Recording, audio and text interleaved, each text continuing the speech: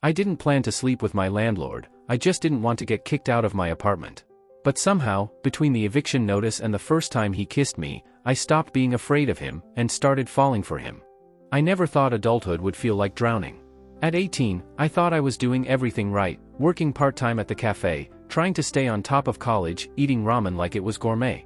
But when the rent bounced a second time, and I found that pink slip taped to my door, I knew I was out of options. The only thing I could do was knock on Landon's door and beg for time.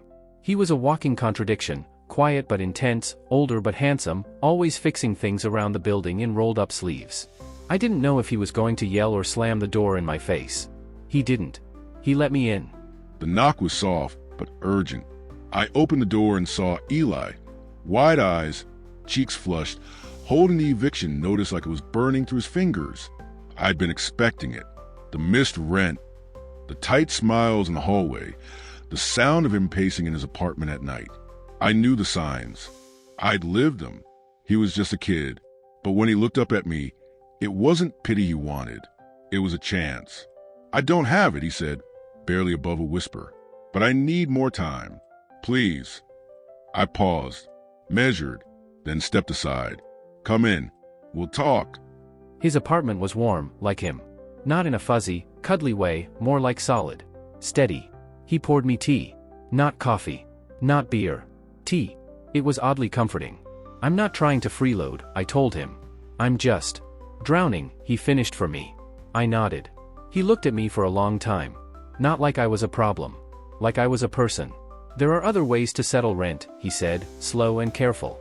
"But only if you want to. Not out of desperation. That's not who I am." My heart pounded. Not because I was scared. Because I wasn't. "I want this," I said. "I want you." He said it like he meant it, and I believe him. It would have been easy to say no. Safer. But life hadn't been safe for a long time. Not for him. Not for me. And there was something honest in the way he looked at me. Like I wasn't just a guy who could shut off his heat, but someone he saw. That night wasn't about rent. It was about loneliness. About hunger. For connection. For touch. For meaning. I was gentle. He was brave. And when he fell asleep on my chest after, I realized I wasn't just helping him survive. I was starting to feel alive again. The next morning, I thought it'd be awkward. It wasn't. He made eggs. I made coffee. We talked about books, about music, about how I'd once wanted to be a tattoo artist. He said I should still go for it. I started finding reasons to knock on his door. Sometimes it was about rent. Most times, it wasn't. He never used me. If anything, I needed him more than he needed me. I hadn't let anyone in for years. Not since the last man I loved disappeared on a one-way trip to LA. Without saying goodbye, Eli didn't run. He stayed. Even when the rent got paid, and he could have left, he stayed. Some people say it started the wrong way. But I know what it became. He believed in me when I had nothing but hope. And I loved him long before I knew what love was supposed to look like. I used to be terrified of growing up. Now I wake up next to a man who makes it worth it. I thought falling in love would feel like fireworks. Turns out, it feels more like walking a tightrope. Every look, every touch, every night I stayed in his bed, we had to be careful. The neighbors talked. The building manager started checking in more often than usual. And Landon, he started pulling back. He still smiled when I made him laugh. Still held me when I stayed the night. But something changed, like a wall went up between us, one brick at a time. Is this about me being 18? I asked him once, arms crossed, voice shaking more than I wanted to admit. He didn't answer right away. Just stared out the window like the answer was hiding in the streetlights. "It's about everything," he finally said. "I don't want to mess up your life." But the truth was, he was already in it. I told myself I was doing the right thing. Eli deserved a future, without whispers behind his back. Without people assuming he traded sex for rent, or that I had coerced him. I knew the story they'd tell, because I'd seen it told before. Never mind the truth. Truth never mattered in gossip. The boy loved me, and that scared the hell out of me. He didn't just love me, he trusted me, and trust is heavier than love. I carried it every time I told him I couldn't be seen with him. Every time I heard someone in the hallway say, "Isn't he a little young to be hanging around Landon so much?" I wanted to protect him, but I was starting to wonder if I was just pushing him away. I stopped knocking on his door. Not because I didn't want to, but because I couldn't take the silence anymore. Or worse, the polite smiles and quiet, "Not tonight," that stung more than any slap. I buried myself in work. Started sleeping in my own bed again, staring at the ceiling at 3 a.m. and wondering if I'd imagined it all, if maybe I'd just been a warm body when he was lonely. But then, one night, I opened my door and found him standing there. Hair a mess. Shirt wrinkled.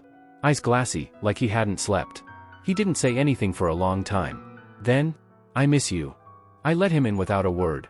And we didn't touch. Not that night. We just lay on the couch, fully clothed, my head on his chest.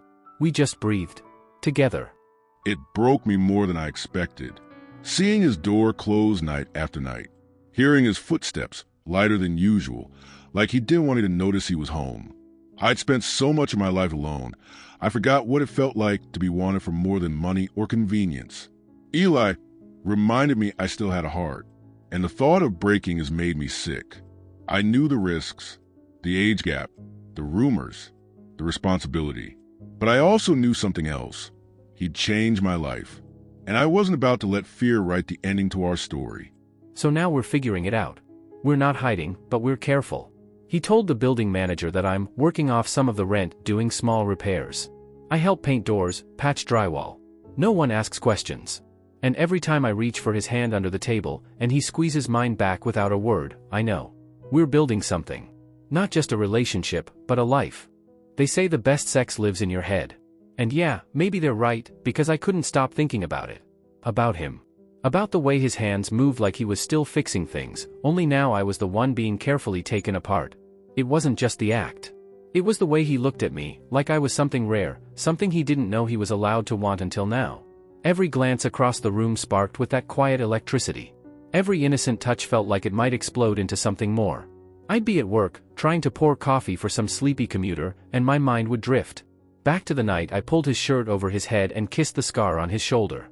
Back to the low sound he made when I bit his lip just a little too hard. Back to the way he whispered my name, like it meant something deeper than desire. I've had sex before. Quick, forgettable, sometimes satisfying. But with Eli it was different. Slower, wilder, more real. It started the way everything real does. Quietly, one soft moan, one trembling breath, one look in his eyes that said this matters. And it did. It mattered too much. I found myself craving him constantly. The curve of his spine, the warmth of his neck, the way his legs tangled with mine like he never wanted to let go. He was fearless in bed, not because he had nothing to lose, but because he trusted me with everything. And God, the way he looked at me when he came undone, like I was the only person in the world who had ever seen him this raw. I'd walk around with the phantom weight of his body still clinging to me, his scent lingering in my sheets, in my skin, in my thoughts. We couldn't stop. We tried, sometimes we swore we'd take a break, just watch a movie or hang out like normal people. Didn't work. We never made it past the opening credits. His hand would land on my knee, or I'd brush my thumb along the inside of his wrist, and that would be it. We'd be kissing like it was the first time all over again. Every time felt urgent. Desperate. Like we were afraid the world might catch up and take it away. But it wasn't just sex. It was connection. A language of breath and skin and heartbeat. A way to say all the things we were afraid to speak aloud. He left one of his hoodies here last week. I found it draped over the back of a chair, smelled it, and had to sit down. That's what he does to me. Makes me ache with something I didn't know I'd been missing. Not just the sex, though that was enough to make me question my ability to function most mornings. No, what stayed with me was how close he let me be. He didn't just open his body, he opened his walls. And in return, I did something I hadn't done in years. I gave him mine. I didn't mean to say it when I did. We weren't even touching. Just lying on the floor, side by side, eating takeout straight from the containers and arguing about whether that crack in the ceiling looked more like Texas or a rabbit.